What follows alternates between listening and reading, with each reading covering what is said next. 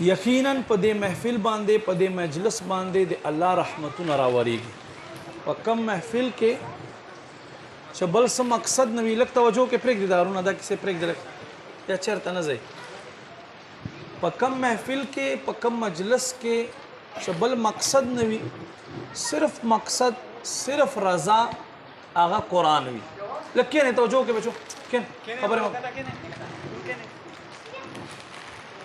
نبی پاک صلی اللہ علیہ وآلہ وسلم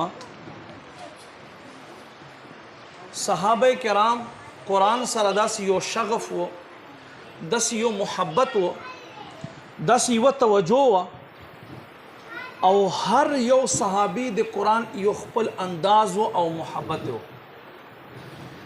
نبی پاک صلی اللہ علیہ وآلہ وسلم غار یار حضرت ابوبکر صدیق رضی اللہ تعالی عنہ بچ تلاوت کولو نو ډیر په خاموشۍ او په اطمینان سره به تلاوت کولو،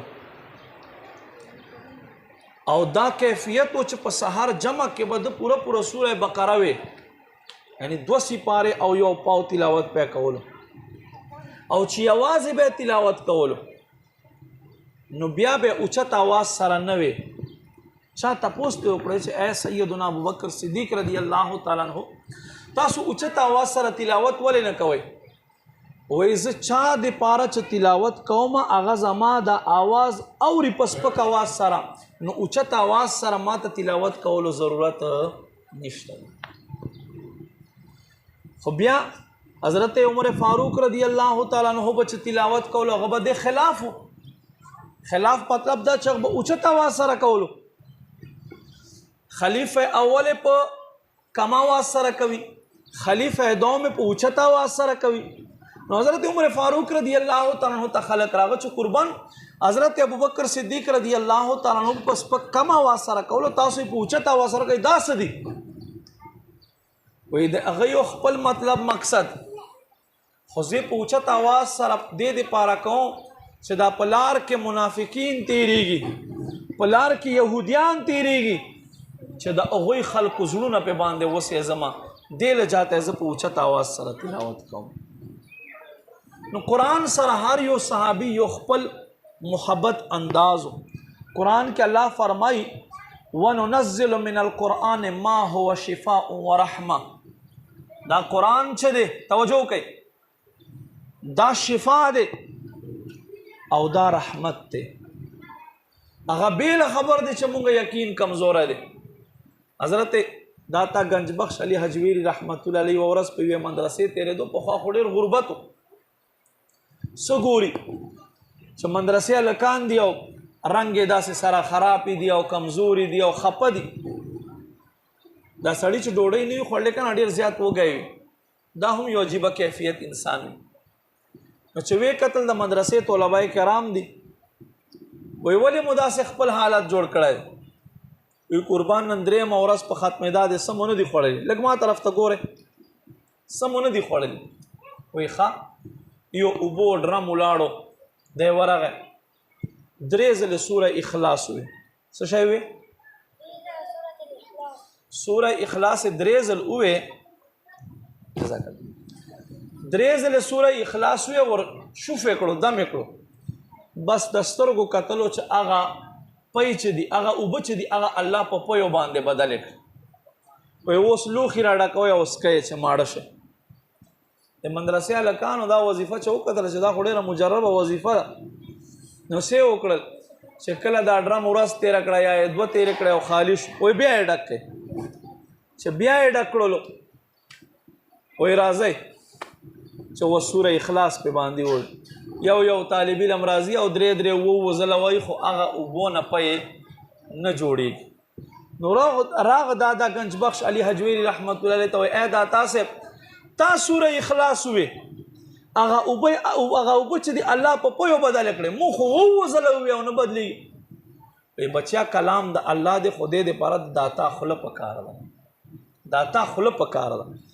الله کلام کې ډېر غټ برکات دي، ډېر فیوزات دي، خو دې دپاره پاکه خوله پکار ده. او ما عزتمندو فی زمانه چې کم ماشومانان قرآن وایي دا پاکې خولې دي، کم خلق چې قرآن سره تعلق لري دا پاک خلق دي. قرآن کې الله رب کریم د دې خلقو صفتونه ذکر کړي. هل یستوی الذین یعلمون والذین لا یعلمون، آیا برابر دي؟ استفهام انکاری. نه دي برابر. هغه خلق چې علم لري او هغه خلق چې علم نه لري. دغه سے نبی پاک صلی الله علیه و آله وسلم فرمای خیرکم من تعلم القرآن وعلمه. خیرکم پتاسو کې غوره انسان هغه دی چې قرآن په خپل زده کړلو او بل چاته قرآن وخایلو. تاسو کې غوره انسان هغه دی چې قرآن په خپل زده کړلو او بل چاته وخایلو. نن سبا دا سویډن کې کومه معامله وشوه دا د نن نه ده، دا پخوانه د کفارو دا طریقه را روانه ده. بر صغیر پاک و هند کې برطانیه چې کله تسلط راغی نو څه وکړل؟ مسلمانو نه مصحف غونډول، قرآن پاکونه غونډول. یو سپینګیری بابا دی د جماعت امام دی، په یو ګوټ کې ناست دی، قرآن غیږ کې نیولی دی او جاړي. توجه مو شته؟ ټولو توجه ده؟ لاس چت کې چا توجه نه وي؟ توجه مو نشته که نه؟ پوره خبر خو اورئ. ما عزتمندو بختورو خلکو یو امام د جماعت امام سپینګیری قرآن پاک کې غیږ کې نیولی دی او په سترګو کې اوښ کې دی. یو ماشوم پې باندې تېرېدو، ورغې استاد جي ولې جاړې؟ وایي انګریز لګېدلی دی، تسلط یې راغی بر صغیر پاک و هند باندې. قرآن پاک مسلمانو نه غونډوي او دریابونو سمندرونو ته یې غورځوي. نو ماشوم وخندل، وای بچیا موقع د جړا ده او ته خاندې. وای خندا په دې نه راځي، خندا د دوی په دې کار باندې راځي. وای هغه څنګه؟ اے استاد محترم، دا خلق په موږ نه مصحف واخلي اوچت پې کی، یقینا هغه یو چاپ دی، هغه یو کاغذ دی، خو خدای ذات قسم کم قرآن چې الله مونږ په سینه کې ایښودی دی هغه به څوک وباسي. تاریخ لیکلی دی 11 کاله ماشوم و، الف لام میم نه شروع کړه، په ون ناس باندې ورته ودرې، پوره قرآن یې ورته ووایي. وایي الله دا قرآن زما په سینه کې ایښود، دا به انګریز څنګه وباسي؟ یاد وساتئ دا حله کیدی شي.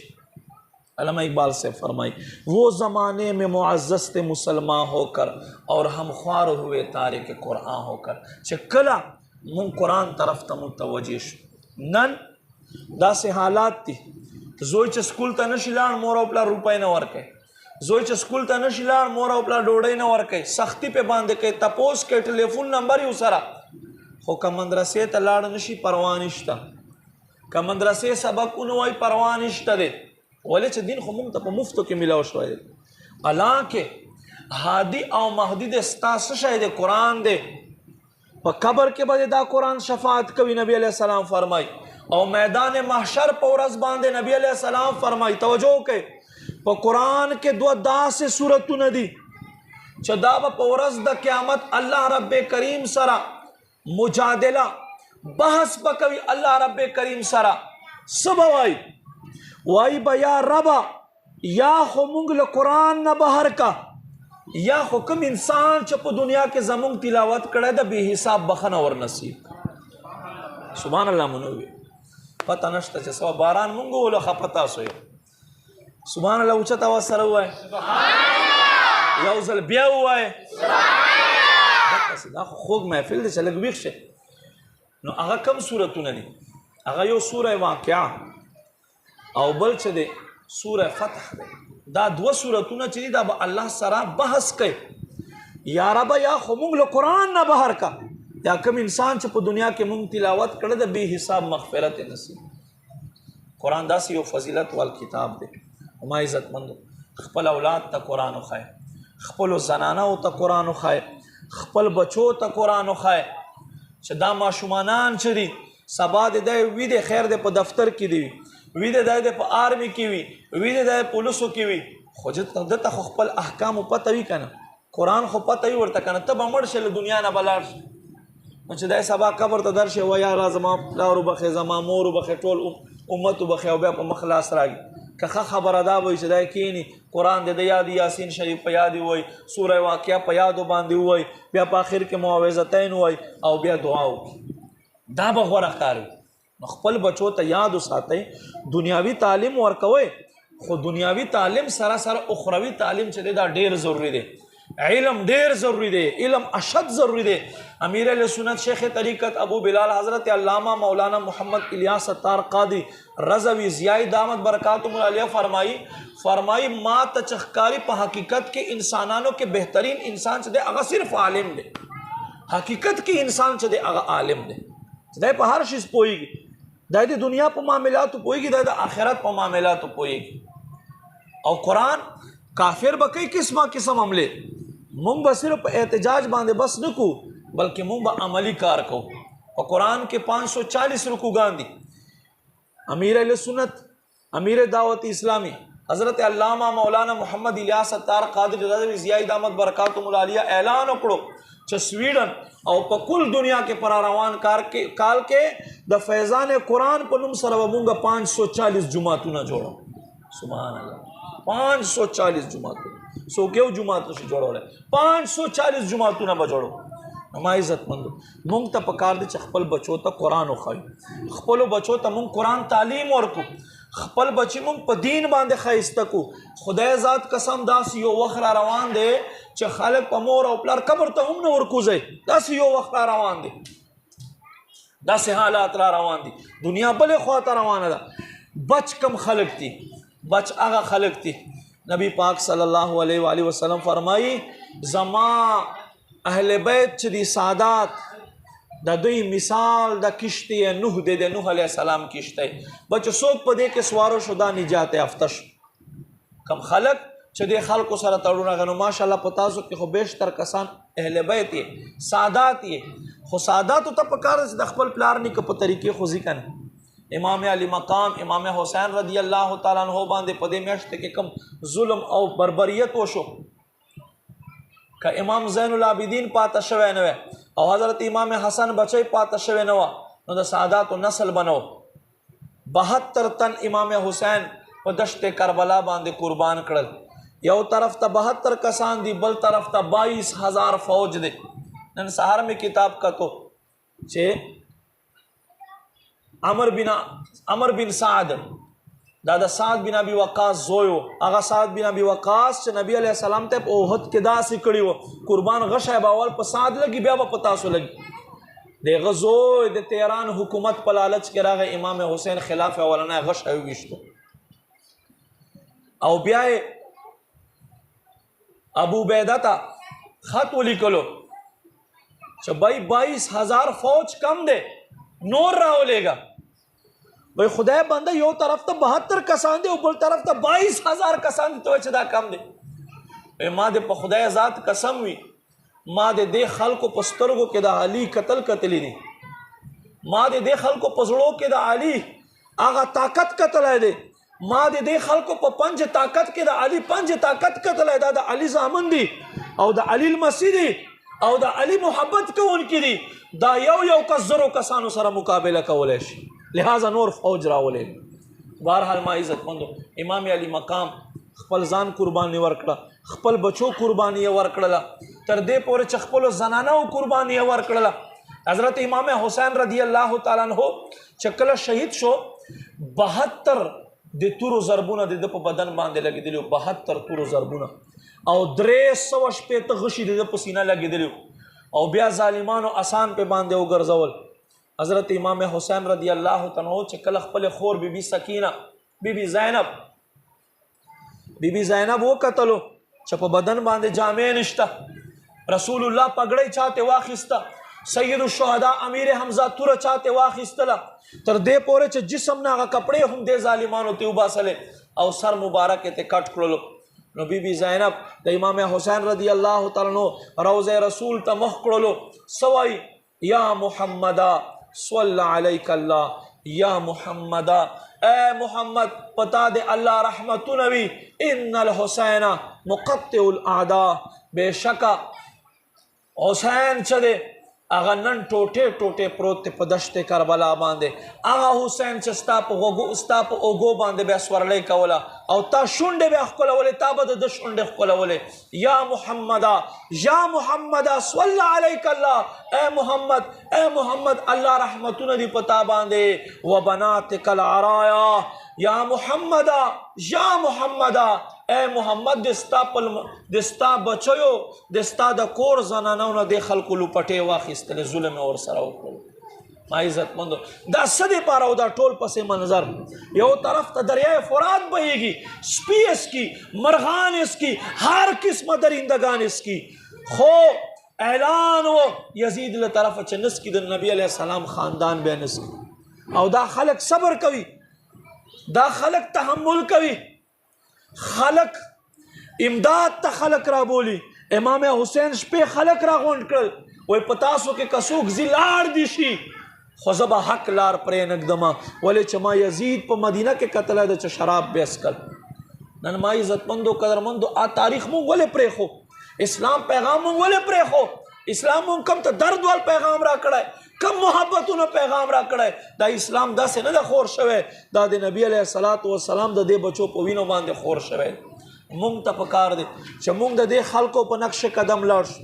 نبی علیه السلام فرمای ادبوا اولادکم ثلاثه خصال، تاسو خپل اولاد ته 3 عادتونه وښایئ. څه وښایئ؟ فرمای خپل اولاد ته رسول الله مینه وښایئ، او د رسول الله اهل بیت مینه محبت وښایئ، او فرمای تاسو خپل اولاد ته قرآن مینه وښایئ. نو ما عزتمندو آیا مونږ دا ښایو؟ مونږ خپل اولاد ته دا شیز ښایو؟ مونږ خپل اولاد ته دا شیز نه ښایو. په هر حال ما عزتمندو پروګرام ډېر اوږدول نه دي پکار، تقریرونه وشول، نعتخواني وشوه. الله دې مونږ دا کوشش دا صحیح په خپل دربار باندې قبول کړي. او زمونږ په بحرین کې جامعه دی، هلته خپل بچیان داخل کړي، حفظ ناظره کتابونو دپاره. دین علاوه په مدین کې مونږ خواته داخلوئ، که هیڅ نشه کولی دلته خو امجد قاري صاحب ښایي که نه، خپل بچو ته لږ توجه ورکوي، دین پې باندې دلته یې پې زده کړي، خو خامخا یې ورته وښایي. الله رب کریم دا پروګرام قبول کی، دا ماشومانان دی الله په خپل در قبول کی، مور او پلار به حساب مغفرت ته نصیب کی، او دا داسې په دین کې روانو فرمای. تاسو کم اهتمام کړای دی خپل قیمتي وخت مو راو باسلو، الله دې تاسو نه دا هم قبول کی. تاسو یو روپۍ دی الله تاسو ته په کروڑو روپو باندې بدلې فرمای. الله دې په دنیا او په آخرت دې بدلې در نصیب کی. آمین بجاه نبی الامین صلی الله علیه وسلم.